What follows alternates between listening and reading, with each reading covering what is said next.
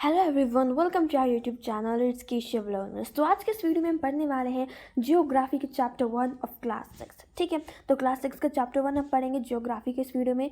तो चलिए बिना टाइम वेस्ट करें हम अपना चैप्टर स्टार्ट करते हैं। सबसे पहले देखते हैं हम इस वीडियो में कौन कौन से टॉपिक्स क्लियर करने वाले हैं। तो इस वीडियो में हम पढ़ेंगे सन के बारे में, प्लैनेट्स के बारे में, अर्थ, मून, मेट्रॉइड्स, एस्ट्रॉइड्स।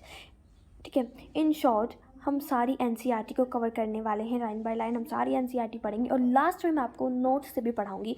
तो प्लीज़ आप लास्ट तक वीडियो में ज़रूर बने रहिएगा ताकि आपको नोट्स से भी पढ़ने को मिले। और इस वीडियो को शेयर ज़रूर करिएगा, लाइक और सब्सक्राइब करना मत भूलिएगा प्लीज़। ठीक है, और सब्सक्राइब तो ज़रूर करिएगा ताकि आपको हर एक वीडियो की नोटिफिकेशन मिलती है। ठीक है, तो चलिए हम स्टार्ट करते हैं अपना टॉपिक। हाँ जी, ये रहा हमारा आज का टॉपिक जो है the earth in the solar system. ठीक है, तो अब देखिए इस टॉपिक के अंदर इस चैप्टर के अंदर हमें कौन कौन से टॉपिक पढ़ने हैं वो हम देख लेते हैं। तो सबसे पहले हम इसके अंदर पढ़ेंगे बच्चों सेलेस्टियल बॉडीज़ के बारे में। अब आप बोलोगे कि मैम आपने फुल मून और न्यू मून वाला कंसेप्ट क्यों नहीं कराया। ये मैं आपको इसलिए नहीं समझा रही हूँ क्योंकि जब हम मून का कंसेप्ट इस चैप्टर के अंदर पढ़ेंगे तब आपको ये बाद में डिटेल में समझ आएगा, अभी आपको समझ नहीं आएगा। ठीक है, तो चलिए स्टार्ट करते हैं हम अपना सेलेस्टियल बॉडीज़ से। ठीक है, तो सेलेस्टियल बॉडीज़ क्या क्या होती हैं, देखो इसकी डेफिनेशन पढ़ते हैं, फिर मैं आपको बताऊंगी। The sun, the moon and all those subjects shining in the night sky are called celestial bodies. तो देखिए सेलेस्टियल बॉडीज़ क्या होती है, हर एक वो चीज़ जो हमें स्काई के अंदर दिखाई देती है, हर एक वो ऑब्जेक्ट, जैसे कि सन हो गया, ठीक है, मून हो गया, स्टार्स हो गए, ठीक है, प्लैनेट्स हो गए, ये हर एक चीज़ क्या है, ये सेलेस्टियल बॉडीज़ है। ठीक है, जो चीज़ें हमें अपने स्काई के अंदर दिखाई देती हैं वो क्या चीज़ें, वो चीज़ें क्या होती हैं, सारी की सारी सेलेस्टियल बॉडीज़ होती हैं। ठीक है, नेक्स्ट आता है हमारे पास बच्चों स्टार्स। अब हम पढ़ेंगे स्टार्स के बारे में। देखिए कुछ सेलेस्टियल बॉडीज़ बहुत ज़्यादा बिग होती हैं, बहुत ज़्यादा बड़ी होती हैं, बहुत ज़्यादा गर्म होती हैं। ठीक है, किससे बनी होती है, गैसेस से बनी होती है, इनकी अपनी हीट होती है, अपनी लाइट होती है। ठीक है, और इन सेलेस्टियल बॉडीज़ को हम क्या बोलते हैं बच्चों, हम इन सेलेस्टियल बॉडीज़ को हम स्टार्स बोलते हैं। तो देखिए स्टार की डेफिनेशन क्या बताई मैंने आपको कि जो सेलेस्टियल बॉडीज़, ये स्टार्स क्या होती हैं, ऐसी सेलेस्टियल बॉडीज़ जो बहुत ज़्यादा गर्म होती हैं, बड़ी होती हैं, गैसेस से बनी हुई होती हैं, इनकी अपनी हीट और लाइट होती है। और देखो ये मोस्ट इंपॉर्टेंट यहाँ पर हमें एक लाइन दे रखी है, the sun is a star, कि जो सन है वो क्या है, वो भी एक स्टार ही है। देखो जो सूरज है वो भी एक तारा है। कैसे, क्यों, अब देखो सारी की सारी ये डेफिनेशन स्टार की आप पढ़ो और सन की डेफिनेशन से मैच करो। क्या सन बड़ा होता है, हाँ। क्या सन हॉट होता है, जी हाँ। क्या वो गैसेस से बना होता है, जी हाँ। उसके बाद उसकी अपनी हीट होती है, अपनी लाइट होती है। ठीक है, तो ये डेफिनेशन थी स्टार की। और अब ये सारी की सारी प्रॉपर्टीज़ हमारे सन के अंदर भी हैं। तो ये क्या हुई, ये भी सन जो है, हमारा सन भी एक स्टार हुआ। ठीक है, और अगर मैं आपको एक प्लस पॉइंट बताती हूँ, जो हमारा सन है, सन का टेम्परेचर कितना होता है, सन का टेम्परेचर कितना होता है, 6000 डिग्री सेल्सियस हमारा सन का टेम्परेचर होता है। अब देखिए मेनली हमारा टेम्परेचर यहाँ पर कितना होता है, हमारे एरिया का अप्रॉक्सीमेटली 45 से नीचे ही होता है, उसमें भी कितनी गर्मी होती है। तो अब आप इमेजिन कर सकते हैं जहाँ पर 6000 डिग्री सेल्सियस टेम्परेचर है वहाँ पर कितनी गर्मी होगी, उसके पास कितनी हीट, कितनी लाइट होगी। ठीक है, तो ये चैप्टर में ये जो मैंने आपको बताया है सेलेस्टियल बॉडीज़ और स्टार्स वाला कंसेप्ट, आई होप आपको ये क्लियर हो गया होगा। ठीक है, अब देखिए जो स्टार्स है ना, ठीक है, वो भी सिमिलर होती है सन के जैसे। जो स्टार्स है वो भी सन के जैसे ही होते हैं, उनकी अपनी हीट होती है, अपनी लाइट होती है, बट हम उन्हें फील नहीं कर पाते। क्यों, क्योंकि वो हमसे बहुत ज़्यादा दूर हैं, डिस्टेंस। ठीक है, यहाँ पर मैं एक वर्ड यूज़ करूँगी, डिस्टेंस। स्टार और हमारे बीच का जो डिस्टेंस है ना बच्चों, वो बहुत बहुत बहुत बहुत ज़्यादा है, इसलिए वो हमें छोटे दिखाई देते हैं और हम उनकी हीट और लाइट को फील नहीं कर पाते हैं। ठीक है, और ये भी एक प्लस पॉइंट है क्योंकि अब देखो हमारा जो सन है उसकी हीट और इतनी लाइट कितनी होती है कि हम वही नहीं बर्दाश्त कर पाते हैं गर्मियों के अंदर। ठीक है, और अगर वो जो स्टार्स है वो भी बहुत ज़्यादा नीचे होते हैं, ठीक है, वो भी अगर हम उनकी भी हम हीट और लाइट फील कर पाते तो मतलब मुझे लगता है अर्थ पे रहना तो इम्पॉसिबल ही हो जाता है इतनी गर्मी की वजह से। ठीक है, तो इतना आपको क्लियर हो गया होगा। नेक्स्ट पे हम चलते हैं। हाँ जी, नेक्स्ट है हमारा कॉन्स्टलेशंस। अब देखिए कॉन्स्टलेशंस क्या होता है, मैं आपको एक एग्जाम्पल से समझा देती हूँ। देखो सिंपल सी बात है, कॉन्स्टलेशंस का मतलब क्या होता है, जब जो स्टार्स है वो एक स्पेसिफिक पैटर्न में अरेंज होते हैं। अब देखो हमने क्या देखा, हमने सप्तऋषि देखा हुआ है।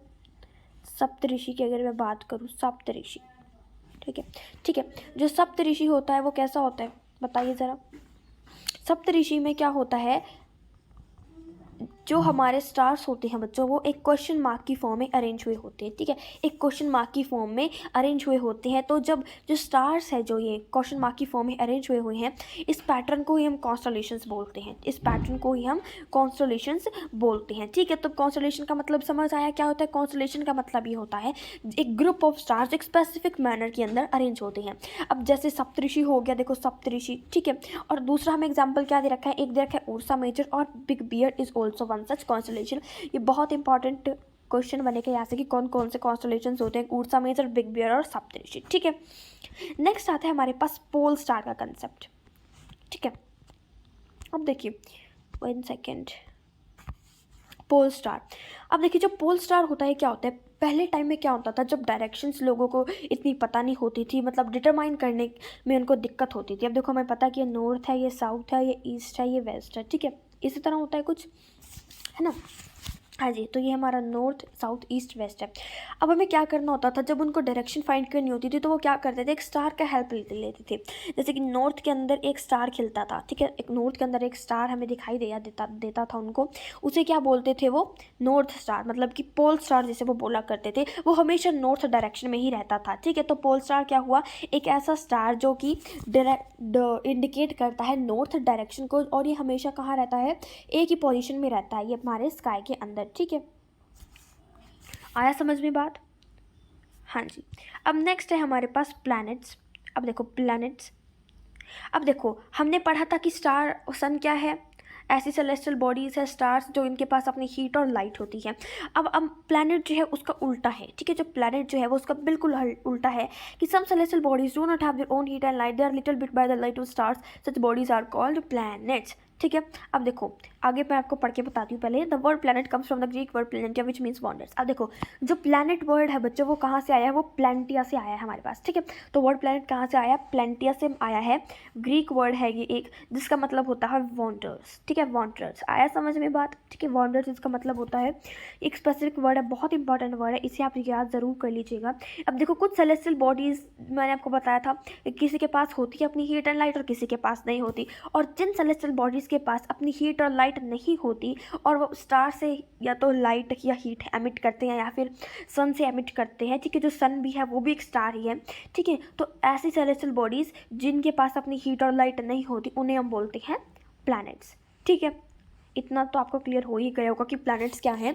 ऐसे सेलेस्टियल बॉडीज़ जिनके पास अपनी हीट और लाइट नहीं होती है, वो एमिट करते हैं हीट और लाइट स्टार से।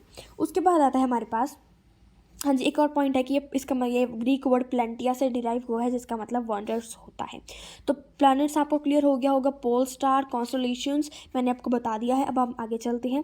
देखो the earth on which we live is also a planet, it gives all its heat from the sun which is our nearest star, ठीक है। तो देखो यहाँ पर क्या दिया गया है कि जो अर्थ है वो भी एक प्लैनेट ही है जिसके ऊपर हम रह रहे हैं। अब इसके पास भी अपनी हीट और लाइट नहीं है, तो ये कहाँ से एमिट करता है? नियरेस्ट स्टार से। और उसका नियरेस्ट स्टार कौन सा है? सन।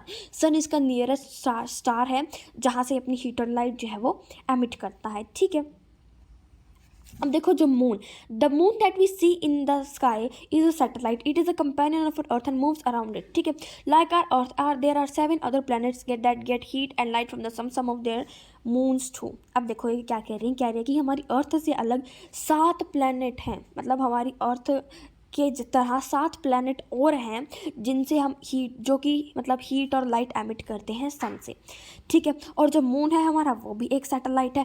अब देखो ये मोस्ट इंपॉर्टेंट पॉइंट यहाँ पर आ गया है, हमारी अर्थ जो है ये हमारा सन रहा, हमारी अर्थ इस सन का चक्कर लगा रही है, बट जो मून है वो हमारी अर्थ का चक्कर लगा रहा है। तो जो मून है वो क्या होता है? हमारी अर्थ का सैटेलाइट है। कैसी सैटेलाइट है? नेचुरल सैटेलाइट है, ठीक है। उसके बाद हम पढ़ते हैं सोलर सिस्टम के बारे में, the 8 planets, satellites and some other meteoroids. तो हाँ जी, नेक्स्ट टॉपिक है हमारे पास सोलर सिस्टम। अब हम पढ़ेंगे सोलर सिस्टम के बारे में। यहाँ से मैं आपको बताती हूँ कि सोलर सिस्टम क्या है। ये हमारा है सोलर सिस्टम, ठीक है, ये हमारा है सोलर सिस्टम। ये सारा का सारा हमारा क्या है? सोलर सिस्टम है। अब देखिए हमारे सोलर सिस्टम के अंदर कौन कौन सी चीज़ें हैं मैं आपको डिटेल में बता देती हूँ। देखिए तो देखिए सबसे पहले हमारा सन, ठीक है, ये रहा हमारा सन। सबसे पहले आता है हमारा सन जो कि बिल्कुल सेंटर में है। उसके बाद है हमारा planet Mercury, Venus, Earth, Mars, Jupiter. उसके बाद है Uranus, sorry Saturn, then Uranus और छोटा सा गिरा हमारा यहाँ पर नेपच्यून। ठीक है, तो ये सारे के सारे हैं हमारे प्लैनेट्स। ठीक है, और मैं आपको ये बताऊंगी कि देखो रेवोल्यूशन और रोटेशन को तो आपको पता ही होगा, मैं दोबारा बता देती हूँ कि रोटेशन और रेवोल्यूशन क्या होता है।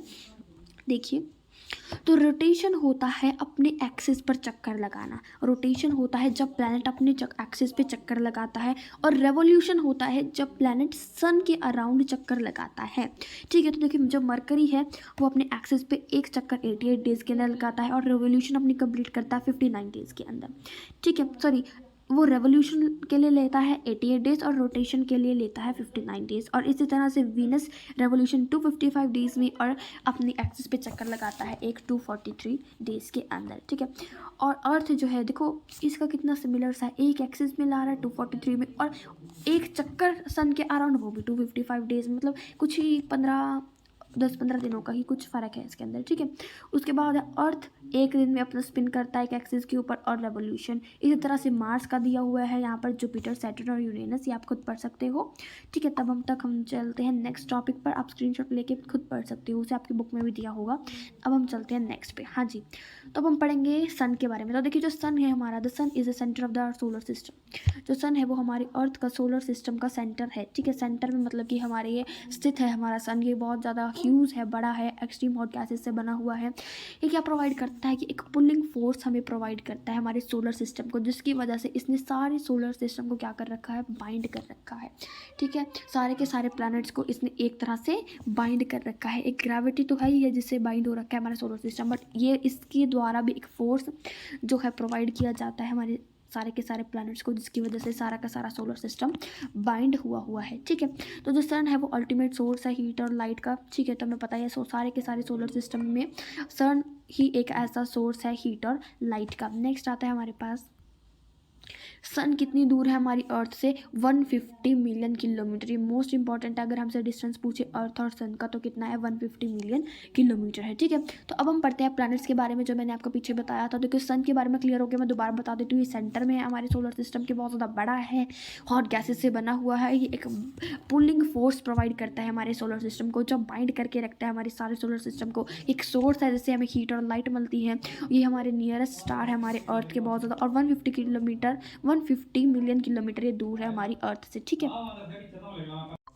हाँ जी, तो अब देखिए हम पढ़ते हैं प्लैनेट्स के बारे में। हमारे कितने प्लैनेट्स हैं, 8 प्लैनेट्स हैं हमारे सोलर सिस्टम के अंदर। टोटल कितने प्लैनेट्स हैं, 8 प्लैनेट्स हैं। कौन कौन से, सबसे पहला है mercury, Venus, Earth, Mars, Jupiter, Saturn, Uranus and Neptune. ठीक है, और इसको लर्न करने की एक ट्रिक क्या है, my very efficient mother just served earth nuts. ठीक है, तुम्हारी जो वेरी एफिशिएंट मदर है वो हमें क्या सर्व करती है, सिर्फ और सिर्फ नट्स सर्व करती है। तो ये आपकी ट्रिक है। माई से हो जाएगा हमारा मरकरी, वी से वीनस, ई से अर्थ, एम से मार्स, जे से जुपिटर, एस से सैटर्न, यू से यूरेनस एंड एन से नेपच्यून। ठीक है, ये तो हो गई हमारी इसे लर्न करने की ट्रिक। और अगर मैं आपको, चलो मैं आपको ये जो है मैं आपको बाद में बताती हूँ, पहले हम ये क्लियर कर लेते हैं।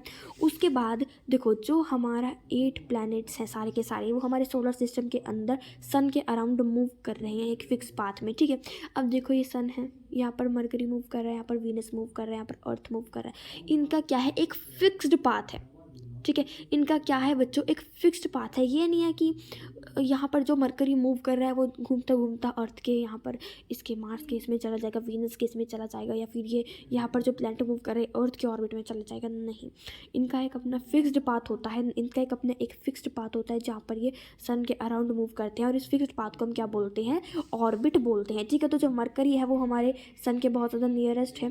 ठीक है, ये 88 डेज लगाता है अपने ऑर्बिट को पूरा करने के लिए, मतलब पूरे सन के अराउंड घूमने में कितना टाइम लगाता है, 88 डेज लगाता है। सबसे कम समय यही लगाता है क्योंकि ये अर्थ के सन के बहुत ज़्यादा नियरेस्ट है। ठीक है, और जब वीनस है, अब हमसे पूछ सकते हैं कि अर्थ से ट्विन, अर्थ का ट्विन किसे बोला जाता है, अर्थ से ट्विन किसे बोला जाता है, वीनस को बोला जाता है। क्यों, क्योंकि इसका साइज़ शेप बिल्कुल अर्थ के जैसा ही है। ठीक है, बिल्कुल अर्थ के जैसा इसका साइज़ और शेप है। उसके बाद आता है हमारे पास अगस्त में 2006 में, अगस्त में जो प्लूटो है एक प्लैनेट था, मतलब हमारे टोटल बच्चों 9 प्लैनेट हुआ करते थे, बट 2006 में क्या हुआ, एक मीटिंग बुलाई गई। ठीक है, एक मीटिंग बुलाई गई इस इंटरनेशनल एस्ट्रोनॉमिकल यूनिट की, जहाँ पर डिसीजन लिया गया कि जो प्लूटो है उसे ड्वार्फ प्लैनेट के अंदर कंसीडर करा जाएगा, वो हमारे जो प्लैनेट्स हैं उनके अंदर नहीं आएगा, ये ड्वार्फ प्लैनेट्स के अंदर आएगा। तो पहले हमारे कितने प्लैनेट्स हैं 9, बट 2006 के बाद वो कितने हो गए हैं 8 प्लैनेट्स हो गए हैं। और वो 9th प्लैनेट कौन सा था, प्लूटो प्लैनेट, जिसे क्या बोलते हैं कि ये क्या हो जाएगा अब बोना प्लैनेट ये है, ठीक है। तो इसे हम प्लैनेट्स के अंदर कंसीडर नहीं करेंगे। उसके बाद हम पढ़ेंगे अपनी प्यारी सी अर्थ के बारे में। जो अर्थ है वो 3rd नियरेस्ट प्लैनेट है हमारे सन पे, ठीक है, हमारे सन से सॉरी ये हमारा सन है, यहाँ से हमारा जो अर्थ है वो 3rd नियरेस्ट प्लैनेट है, ठीक है। It is slightly flattened at the poles, ये फ्लैटेंड है पोल्स से, मतलब कि जो हमारी अर्थ की शेप है वो कैसी है, हमारी अर्थ की शेप है बच्चों स्फेरिकल, ठीक है। मतलब कि साइडों में से जो है ये थोड़ी सी दबी हुई है, यहाँ से नॉर्थ पोल और यहाँ से नॉर्थ पोल से, ठीक है।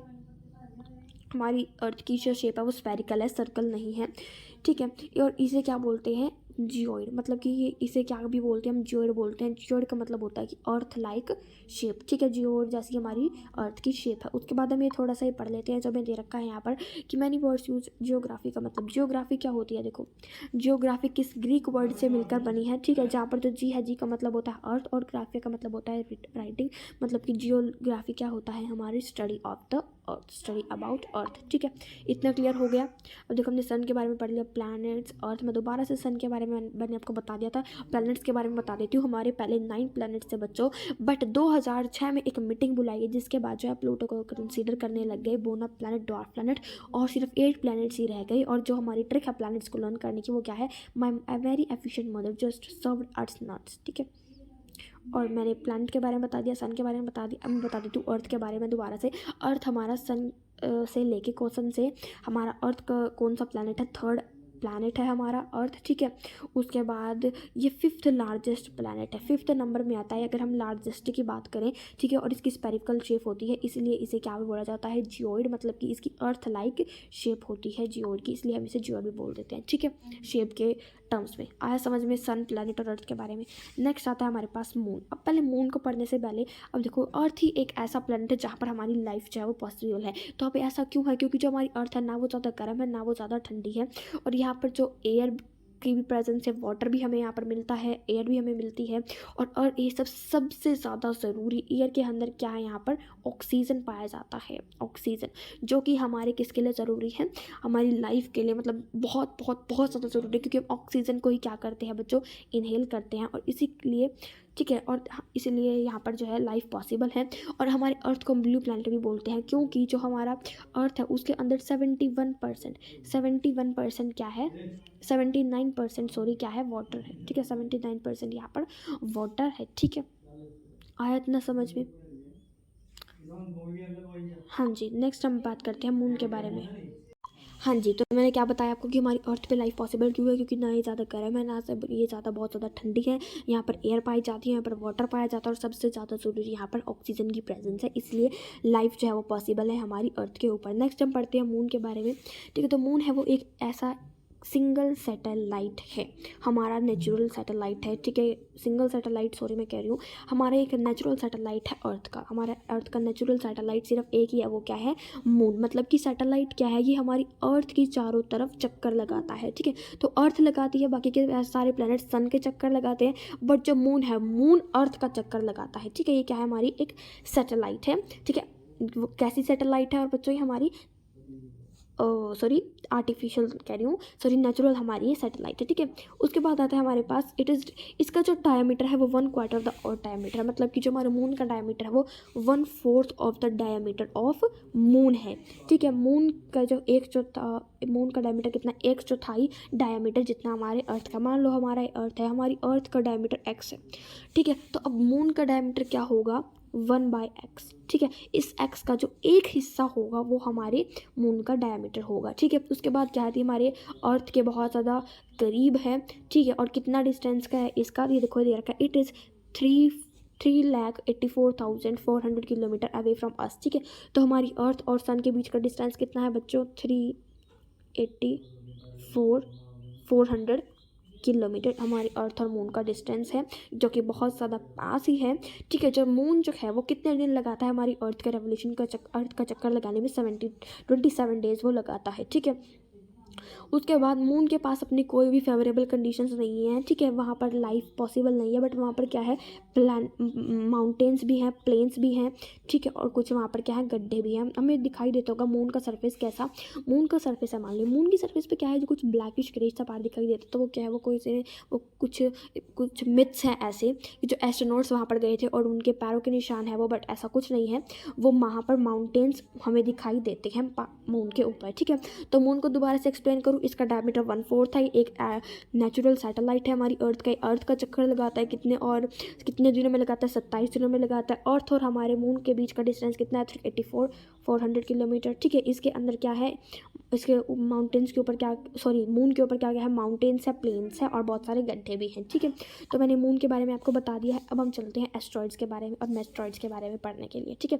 तो जो एस्ट्रॉइड्स होते हैं उसकी डेफिनेशन हम पढ़ते हैं। Apart from the stars, planets and sunlight, there are numerous tiny bodies which move around the sun.